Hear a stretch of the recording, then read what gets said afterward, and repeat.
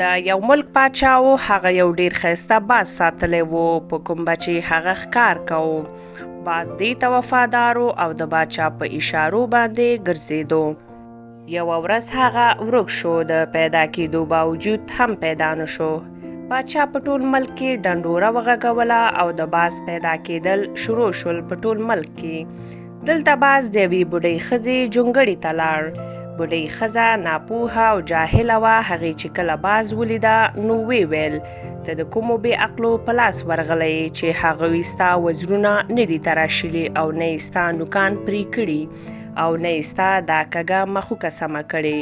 نو هغې د باز مښوکه وزرونه نوکان پرې کړ او هغه یې بیکاره کړ.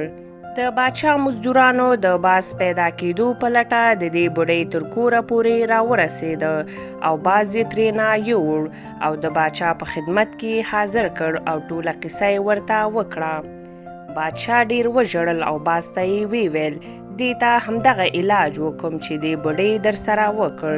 تا د خپل مالک سره چې ستا هر ضرورت به یې په ښه ډول پوره کوو او ستا خیال به مې ساته. تا ما سره دوکه وکړه او داسې ځای ته لاړې چې هلته ستا هیڅ ضرورت نه پوره کېده او نه ستا خیال ساتل کېده.